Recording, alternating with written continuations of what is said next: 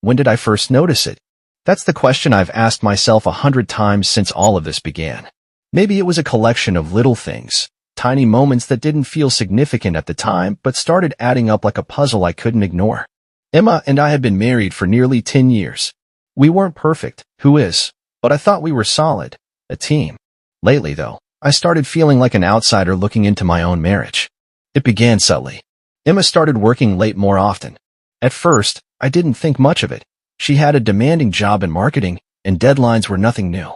But then it became predictable. Every Wednesday and Friday, she'd text to say she was running late or going out with the team for drinks. I wanted to believe her. I really did. But something in the way she told me it felt rehearsed, like she'd practiced the words before hitting send. Then there were the changes in how she looked. Emma has always been beautiful, but she suddenly seemed more invested in her appearance than ever before. New clothes, more makeup, even lingerie that I wasn't exactly being invited to see. When I asked her about it, she laughed it off, saying it was just for fun or that she was treating herself. It was harmless, she said. But harmless didn't explain why I couldn't remember the last time she treated herself for me. And then there was the distance, emotional, physical, all of it. We used to have these little rituals that kept us close. Saturday morning coffee on the patio, long walks in the park on Sundays, even weeknight dinners where we'd talk about anything and everything. But those rituals were fading. Suddenly, she had excuses. I'm too tired. I need to catch up on emails. Or, worse, let's do it next week. Next week never came. I tried to talk to her about it. I'm not the kind of guy who lets things fester, so I brought it up one night while we were sitting on the couch. Emma, I said, is everything okay with us? She gave me a look like I'd asked her to explain quantum physics and said, of course. Why wouldn't it be? I pressed on, listing the changes I'd noticed. Her late nights, the lack of intimacy, how we seemed to be drifting apart. She dismissed it all, called me paranoid, and said I was imagining things. You're overthinking, David, she said, her tone light but her eyes distant. I wanted to believe her. I really did. But the feeling in my gut wouldn't go away. That's when I started noticing other things I couldn't ignore. She started keeping her phone closer, guarding it like it held state secrets. She'd step outside to take certain calls or wait until she was in another room to text. It was subtle, but it was there. And every time I asked her about it, she had a ready answer, always plausible, never convincing. I felt like I was losing her, but I didn't know how to stop it. So I started watching, paying closer attention to the little things. I noticed patterns, how her mood seemed to lift on days when she was working late, and how she'd come home looking more refreshed than exhausted. I told myself it was nothing, that I was being ridiculous, but the doubts kept creeping in. It was like trying to hold water in my hands. No matter how tightly I tried to hold on, it kept slipping through my fingers. The final straw came when I overheard her on the phone one evening. She thought I was upstairs, but I'd come back down for a glass of water. She was in the living room, speaking softly, her tone warm, playful. You always know how to make me smile, she said. My heart sank. That wasn't how she talked to me anymore. That night, as I lay in bed next to her, I made a decision. If she wouldn't give me answers, I'd find them myself. That's when I reached out to the private investigator. It felt like crossing a line, but what choice did I have? I needed to know the truth, no matter how painful it might be. I'll never forget the moment I walked into Jake Sloan's office. It was like stepping into a scene from an old detective movie. Dim lighting, a faint smell of cigar smoke, and a guy behind the desk who looked like he'd seen it all. Jake wasn't flashy. He didn't try to sell me on his services with polished charm or big promises. He just handed me his card, looked me square in the eye, and said, I'll find the truth. It's up to you what you do with it. I wanted the truth, no matter how ugly it might be. Over the next couple of weeks, Jake kept me updated. Cryptic text here and there, letting me know he was making progress. At first, I clung to the hope that he'd come back empty-handed, that I was overthinking everything. But deep down, I knew better. When I got the call to come in for his final report, my hands were shaking as I parked the car. I sat there for a minute, staring at the steering wheel, wondering if I was ready for what I was about to hear. Was I ready to have my suspicions confirmed? Was I ready to face the possibility that Emma wasn't the person I thought she was? I didn't know, but I had to find out. Jake didn't sugarcoat it. She's not physically cheating, he said, his voice steady and professional. For a split second, relief washed over me, but then he added, not yet. The words hit like a punch to the gut. David, Your wife is emotionally involved with this guy, Ethan, he continued. It's serious. He slid a folder across the desk. I hesitated before opening it, as if delaying the inevitable would somehow make it less real. Inside were photos. Emma and Ethan at a coffee shop, their heads close together, at a park, laughing like they didn't have a care in the world. And the one that nearly made me see red, Ethan holding her hand as they crossed the street. It wasn't just friendly. It was intimate, familiar.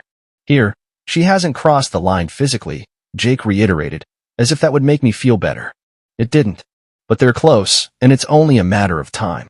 They've been having lunch together almost every day, texting constantly, and, well, he paused, as if debating whether to continue. She's not just confiding in him, David. She's sharing things, personal things. I leaned back in the chair, the weight of his words settling on my shoulders. Personal things was an understatement. Jake told me he'd accessed her emails and messages, illegally. Sure, but I wasn't in the mood to argue ethics. The messages painted a picture of a woman who was falling for someone else, slowly but surely. There were no declarations of love, no explicit content, but the emotional connection was undeniable. She doesn't speak badly about you, Jake said, almost as if he was trying to soften the blow. In fact, when Ethan tries to criticize you, she shuts him down. But they're planning something. He handed me another paper, this one detailing their plans to spend a weekend together. Ethan's wife would be out of town, and they saw it as the perfect opportunity. They haven't figured out how to explain it to you yet, but they're working on it. I felt like the room was spinning. The idea of Emma plotting to spend the night with another man while I sat at home oblivious, it made my blood boil. And yet, there was a part of me that wanted to look away, to pretend this wasn't happening. But I couldn't, not anymore. Jake's voice cut through my thoughts. David, I've seen this before. She's conflicted, but she's letting him lead. He's the one convincing her that this will somehow fix your marriage, make her appreciate you more. It's manipulation, plain and simple. I clenched my fists, the anger bubbling just beneath the surface. What do I do? I asked, my voice quieter than I intended. That's up to you, Jake said, but I'll keep monitoring her. If anything changes, if they escalate, I'll let you know. As I left his office, the folder tucked under my arm, I felt like I was carrying the weight of the world. The truth was out now, and there was no going back. Emma might not have physically cheated yet, but in my eyes, she'd already crossed the line. I drove home in silence, the photos and messages replaying in my mind. This wasn't just about Ethan. This was about us, about everything we'd built over the years, and how it was all starting to crumble. And as much as it hurt, I knew one thing for certain. I couldn't let this continue. Something had to change. The drive home from Jake Sloan's office was a blur. The streets were the same, the lights unchanged, but everything looked different. Or maybe I was the one who had changed. I gripped the steering wheel tightly, the folder sitting on the passenger seat like a silent witness to my unraveling thoughts.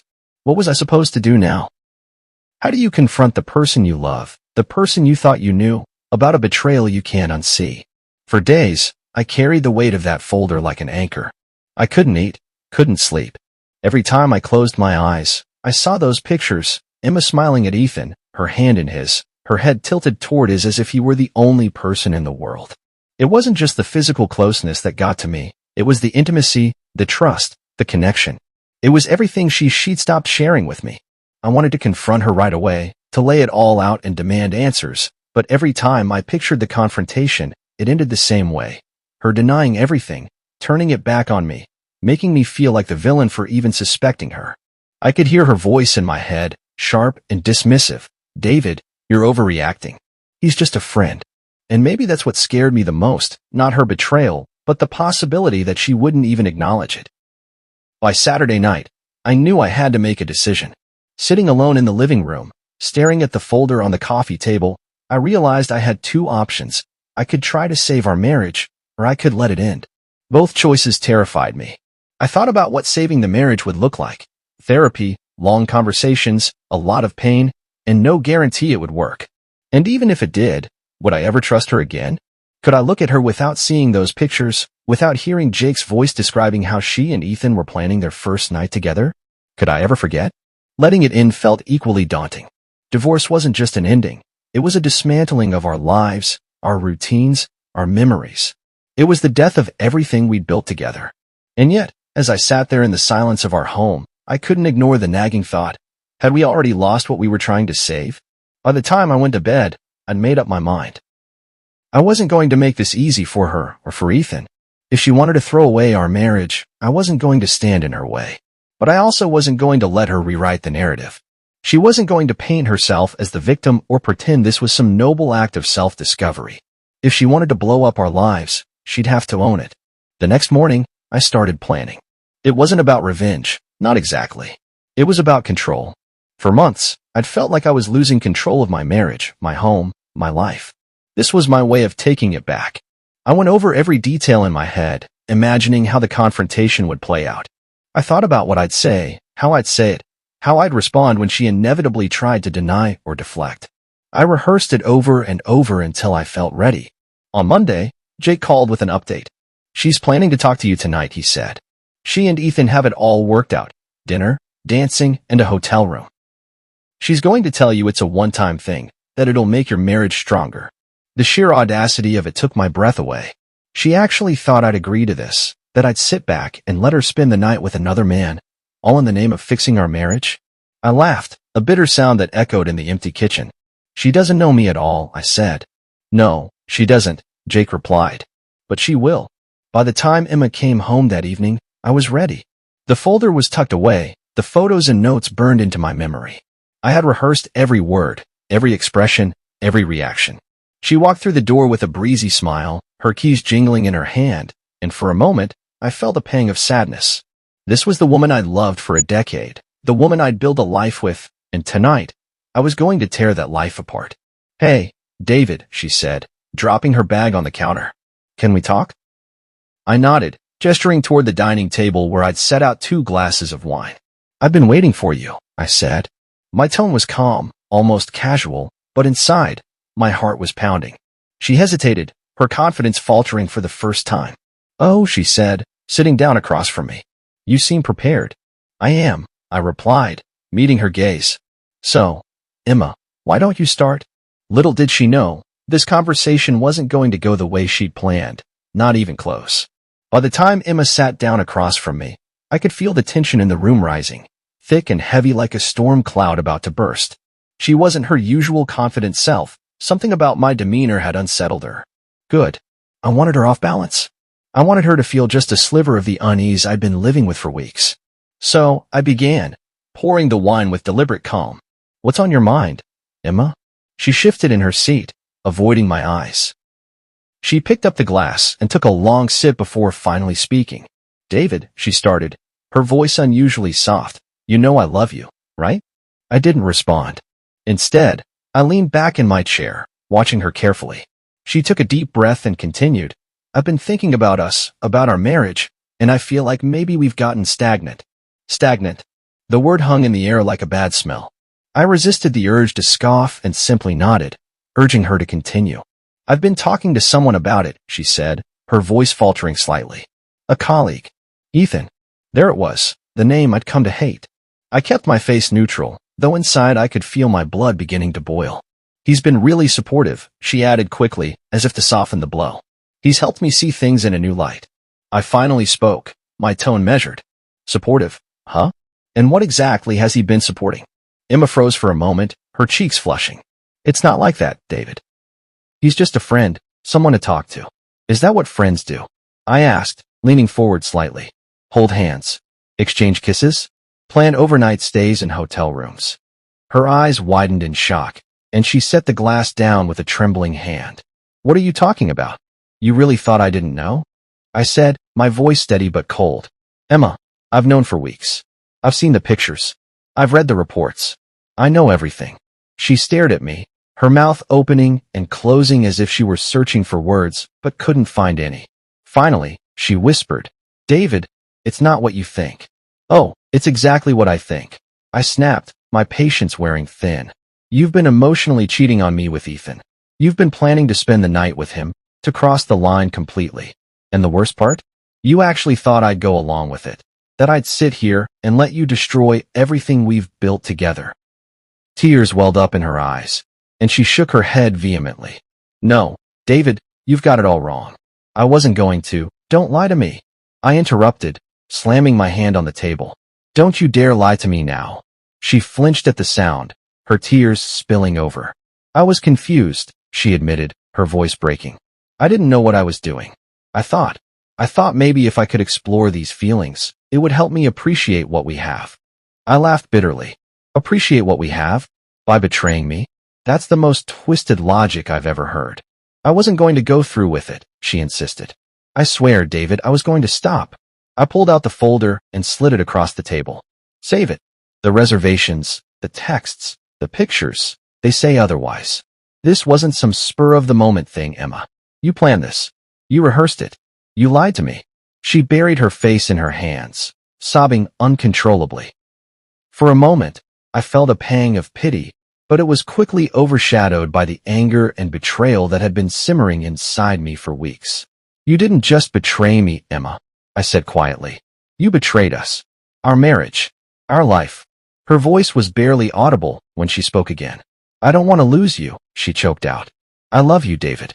I made a mistake, but I'll do whatever it takes to fix this. Please. I leaned back, crossing my arms.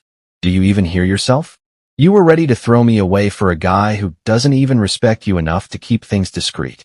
And now, when it's all falling apart, you suddenly want to fix it? Why? Because you're scared of being alone? No, she cried, shaking her head.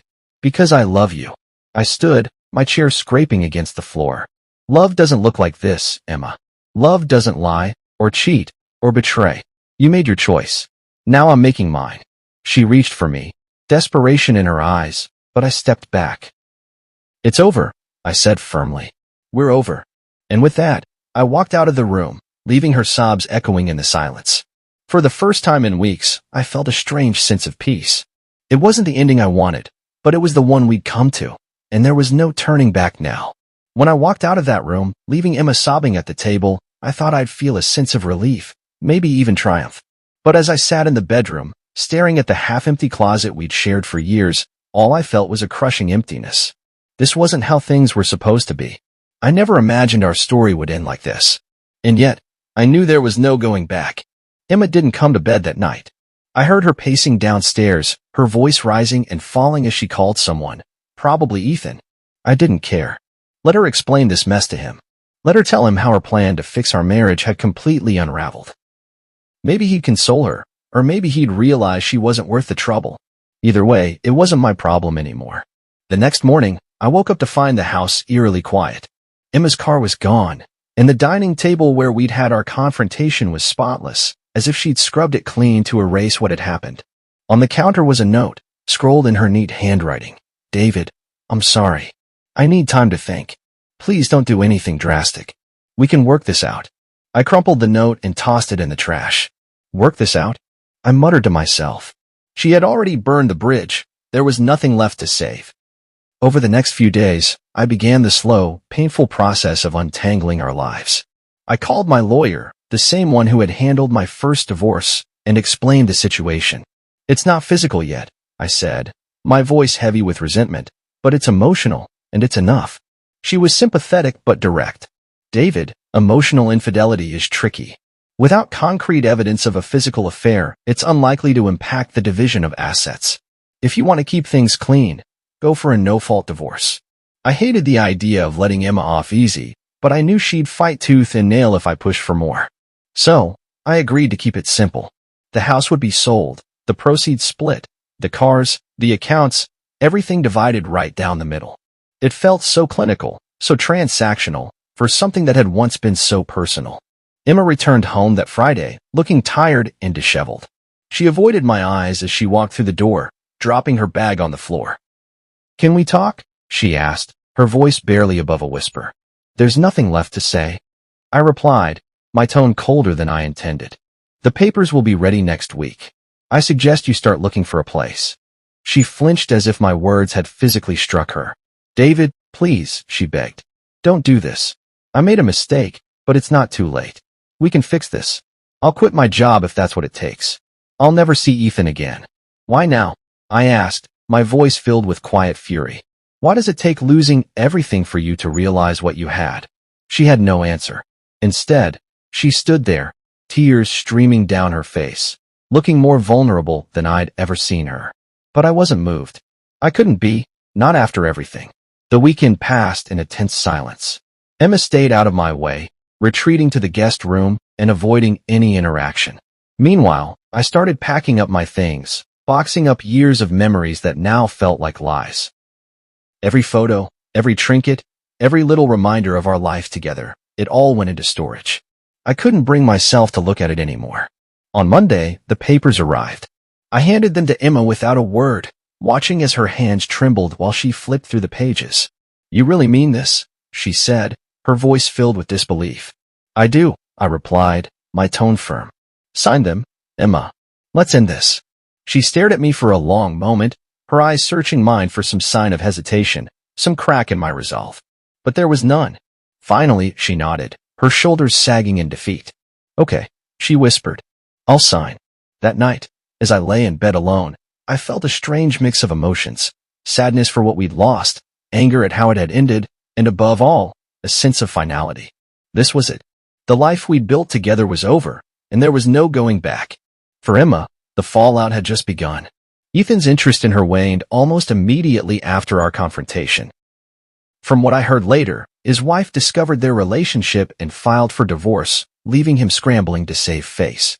Emma was left alone, her career in shambles, her reputation tarnished. For me, the fallout was quieter but no less profound. I moved into a small apartment, focusing on rebuilding my life, one step at a time. The road ahead was uncertain, but for the first time in months, I felt like I was moving forward, leaving the past behind. The days after Emma signed the divorce papers were a blur of logistics and emotional detachment. Once, we had worked together to build a life. Now, we were unraveling it piece by piece. It was surreal, deciding who would keep the dining table, who wanted the coffee maker, and how to divide the photos we'd taken over the years. Each choice felt like a tiny death, another nail in the coffin of our marriage. The house was the hardest part. We bought it 10 years ago, a symbol of everything we dreamed of: stability, love, a future. Now, it was just an asset to be liquidated. We listed it with a realtor and kept our conversation strictly business. Emma seemed fragile, her voice cracking when we discussed showings or repairs. I didn't have the energy to comfort her anymore. "I'll move out first," I told her one evening. "You can stay here until it's sold." She looked at me, her eyes red from crying. "David, you don't have to leave. We can—" "No," I cut her off. "This house doesn't feel like home anymore. Not after everything." I packed my things over the course of a week. Every box I sealed felt like I was burying another part of myself. The photos went into a storage unit, the wedding album buried beneath piles of random junk I didn't have the heart to sort through. I left behind the furniture, the decor, even the little trinkets Emma had picked out over the years. I didn't want any of it. When I finally moved into my new apartment, it was both liberating and suffocating. The space was small, barely more than a living room, kitchen, and bedroom, but it was mine. There were no memories here, no ghosts of what could have been. Still, the silence was deafening. I hadn't realized how much of my identity was tied to being Emma's husband until I wasn't anymore. Meanwhile, Emma tried to reach out, texts, emails, even a voicemail or two. They all said the same thing: "I'm sorry. Can we talk?" I ignored every one. What was there to say? She had made her choice, and I was done cleaning up the mess. The day we met at the bank to close our joint accounts was the first time we'd seen each other since I moved out. Emma looked different, thinner, her eyes shadowed with sleepless nights. She barely spoke, and I didn't offer anything to fill the silence. When the paperwork was done, she hesitated, her hand lingering on the pen. "David," she said softly, "I miss you." I looked at her, really looked at her, and for the first time, I didn't feel anger or sadness. I just felt empty. "Emma, we can't go back," I replied. "You know that." She nodded, tears pooling in her eyes. "I know," she whispered. The divorce was finalized a month later. It was a simple process, thanks to the no-fault laws in our state. The house sold quickly, and the proceeds were split evenly. Emma got a modest apartment nearby, while I stayed in my little rental, slowly rebuilding my life. Ethan was long gone by then. After his wife filed for divorce, he had no interest in pursuing anything serious with Emma. From what I heard, he moved on quickly, dating a younger woman and leaving Emma to pick up the pieces of her shattered life. I didn't feel sorry for her, not really. She'd made her bed, and now she had to lie in it. As for me, I focused on moving forward. I threw myself into work, eventually landing a promotion that came with a significant pay bump. I started reconnecting with old friends, rediscovering parts of myself I'd forgotten during the years I spent trying to hold my marriage together. But it wasn't all easy. Nights were the hardest, lying in bed alone, staring at the ceiling, wondering what I could have done differently. The truth was, I had done everything I could. I had loved Emma with everything I had, and it still wasn't enough. That realization hurt more than anything else. 2 years later, I heard through a mutual friend that Emma was still struggling to find her footing. She dated a few men, but nothing stuck. She was working at a small marketing firm, barely making ends meet. I didn't feel satisfaction in her downfall, just a quiet sense of closure. We were two people on separate paths now, and I had finally let go of the bitterness. I wasn't the same person I was when we met, or even when we divorced. I was stronger now, more self-assured. I had learned the hard way that love isn't enough if one person isn't willing to fight for it. And while I still carried the scars of our marriage, they no longer defined me. I was free, and for the first time in a long time, I was happy. When the ink dried on the divorce papers and the house was sold, I felt an overwhelming sense of relief. Not joy, not triumph, just relief. For the first time in years, I didn't have to wonder if Emma was lying to me, sneaking off, or texting someone else. I didn't have to second-guess every interaction or analyze her every word. The weight of suspicion and betrayal was finally gone. The first few months in my new apartment were quiet, too quiet. I spent most evenings sitting on my second-hand couch, staring at the blank walls, unsure of what to do with myself. I didn't miss Emma, exactly. I missed the life we'd built, the routines, the companionship, the sense of purpose that came from being part of a partnership. But those things had been gone long before we signed the papers. Work became my sanctuary. I poured myself into my job, taking on extra projects and volunteering for late hours. It wasn't glamorous, but it kept my mind occupied. And then, out of nowhere, an opportunity presented itself. My old company, the one I'd left years ago, reached out. They were struggling after a series of poor management decisions and wanted me back. It felt ironic. While my marriage had crumbled, my career was poised for a comeback. Negotiating my return was strangely empowering. For the first time in years, I felt like I was in control of something. I set my terms, higher pay, more flexibility, and they agreed without hesitation. Within weeks, I was back in the office, rebuilding my reputation and proving my worth. It wasn't just a job anymore. It was a second chance. Outside of work, I slowly started piecing my life back together. I reconnected with old friends I'd lost touch with during my marriage. At first, it was awkward, explaining what had happened and why I disappeared for so long, but they welcomed me back without judgment, and their support was a lifeline. It wasn't long before they started encouraging me to date again. I was hesitant at first, unsure if I was ready to put myself out there. The thought of trusting someone after what had happened with Emma felt impossible. But eventually, I decided to give it a try. My first few dates were a disaster. I was rusty, awkward, and far too guarded. I'd catch myself comparing these women to Emma, wondering if they'd hurt me the way she did. But slowly, I started to let go. I learned to enjoy the process, to appreciate the novelty of meeting new people and hearing their stories. And then I met Sarah. She wasn't flashy or overconfident. She didn't try to impress me with grand gestures or charm me with carefully rehearsed lines. She was kind, straightforward, and refreshingly honest. On our first date, we talked for hours about everything from our favorite books to the struggles of rebuilding after failed relationships. She understood what it was like to start over, and that connection made all the difference. With Sarah, there was no pretense, no games. She didn't make me feel like I had to prove myself or earn her affection. For the first time in years, I felt seen and valued for who I was, not for what I could offer or what I'd accomplished. It was terrifying and exhilarating all at once. As we got closer, I found myself opening up in ways I hadn't before. I told her about Emma, about the betrayal and the divorce, about how I'd lost myself in the process. She listened without judgment, her gaze steady and reassuring. "You're stronger than you think," she said one evening, her hand resting lightly on mine. "You've been through so much, but you're still here. That says a lot about you." Her words stayed with me.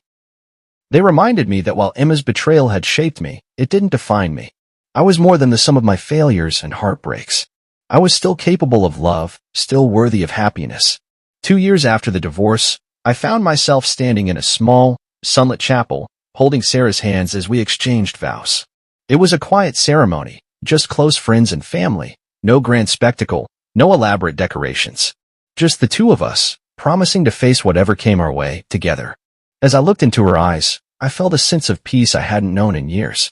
Emma, on the other hand, was still searching. I heard through mutual friends that she dated a few men, but none of them lasted. Her career had plateaued, and her social circle had dwindled. Part of me felt sorry for her, not because I missed her, but because I knew how it felt to be lost, to wonder if you'd ever find your way again. Looking back, I realized that my divorce wasn't just an ending, it was a beginning. It forced me to confront my own fears, to rebuild my life from the ground up, to rediscover who I was without Emma. It wasn't easy, but it was worth it. And for the first time in a long time, I was truly happy. 2 years after the divorce, life had settled into a rhythm. Work was rewarding, and my relationship with Sarah felt like a fresh start, a chance to experience love without the weight of betrayal hanging over me. I rarely thought about Emma anymore. If she crossed my mind, it was fleeting, like a ghost from another life. That changed one crisp autumn afternoon when I ran into Julie, a mutual friend of Emma's and mine, at a local coffee shop. She was perched at a corner table, sipping a latte, her usual warm smile lighting up her face when she saw me. "David," she exclaimed, waving me over. "It's been ages. How are you?" I hesitated for a moment before joining her. Julie had always been more Emma's friend than mine, but she was kind-hearted, and I figured there was no harm in catching up. We exchanged pleasantries, talked about work, life, and mutual acquaintances, but inevitably, the conversation shifted. "Have you heard from Emma lately?" she asked, her tone cautious. I shook my head. "No, not since the divorce." "Why?" Julie hesitated, as if debating whether to continue. "Well," she said, lowering her voice, "I thought you should know. She's not doing great." Something about the way she said it made me pause. "Not doing great? How?" I asked, keeping my tone neutral. "She's struggling," Julie admitted. "Work isn't going well, and she hasn't really been able to move on. I think the divorce hit her harder than she expected." I felt a pang of something, not sympathy exactly, but a muted sense of sadness. Despite everything, Emma had once been the person I planned to spend my life with. Hearing that she was floundering stirred an odd mix of emotions.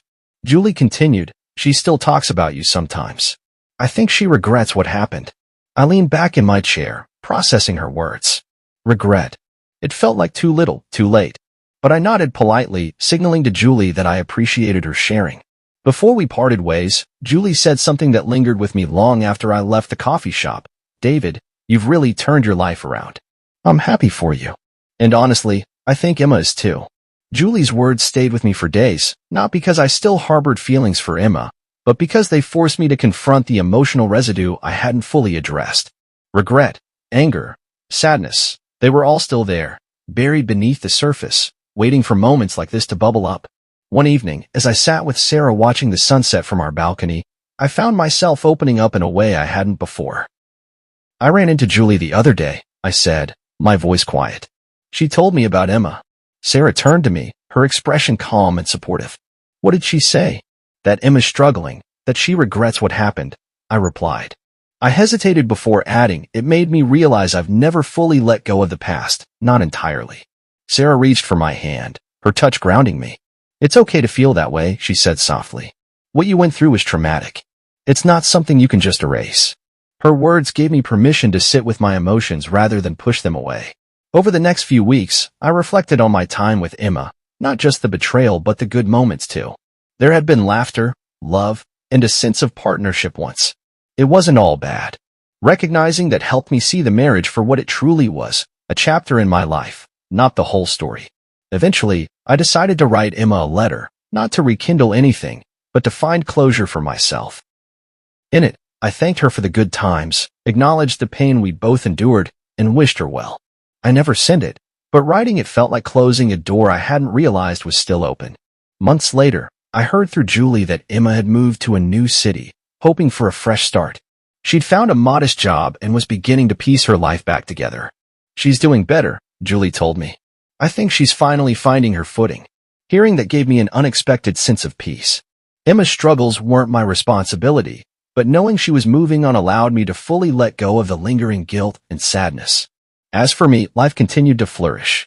Sarah and I got engaged, and our relationship deepened in ways I hadn't thought possible.